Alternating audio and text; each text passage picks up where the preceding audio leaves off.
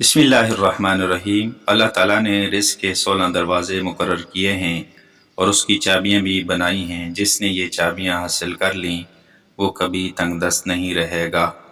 پہلا دروازہ نماز ہے۔ جو لوگ نماز نہیں پڑھتے ان کے رزق سے برکت اٹھا دی جاتی ہے، وہ پیسہ ہونے کے باوجود بھی پریشان رہتے ہیں۔ دوسرا دروازہ استغفار ہے۔ جو انسان زیادہ سے زیادہ استغفار کرتا ہے، توبہ کرتا ہے، اس کے رزق میں اضافہ ہو جاتا ہے اور اللہ تعالیٰ ایسی جگہ سے رزق دیتا ہے جہاں سے کبھی اس نے سوچا بھی نہیں ہوتا۔ تیسرا دروازہ صدقہ ہے۔ اللہ نے فرمایا کہ تم اللہ کی راہ میں جو خرچ کرو گے اللہ اس کا بدلہ دے کر رہے گا۔ انسان جتنا دوسروں پر خرچ کرے گا اللہ اسے 10 گنا بڑھا کر دے گا۔ چوتھا دروازہ تقوی ہے۔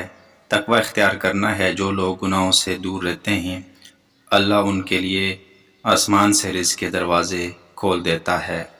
پانچواں دروازہ کثرت نفلی عبادت ہے۔ جو لوگ زیادہ سے زیادہ نفلی عبادت کرتے ہیں اللہ تعالیٰ ان پر تنگی کے دروازے بند کر دیتا ہے۔ چھٹا دروازہ حج اور عمرہ کی کثرت کرنا ہے۔ حدیث میں آتا ہے کہ حج اور عمرہ گناہ اور تنگ دستی کو اس طرح دور کرتے ہیں جس طرح آگ کی بھٹی سونا چاندی کی میل دور کر دیتی ہے۔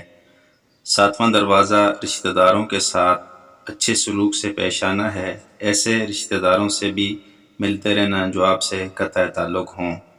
آٹھواں دروازہ کمزوروں کے ساتھ صلہ رحمی کرنا ہے۔ غریبوں کے غم بانٹنا، مشکل میں کام آنا اللہ کو بہت پسند ہے۔ نواں دروازہ اللہ پر توکل ہے۔ جو شخص یہ یقین رکھے کہ اللہ دے گا تو اسے اللہ ضرور دے گا، اور جو شک کرے گا وہ پریشان ہی رہے گا۔ 10واں دروازہ شکر ادا کرنا ہے۔ انسان جتنا شکر ادا کرے گا اللہ رزق کے دروازے کھولتا چلا جائے گا۔ 11واں دروازہ ہے گھر میں مسکرا کر داخل ہونا۔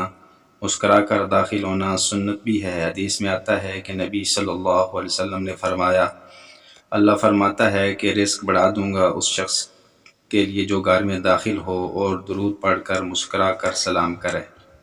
12واں دروازہ ماں باپ کی فرمانبرداری کرنا ہے۔ ایسے شخص پر کبھی رزق تنگ نہیں ہوتا۔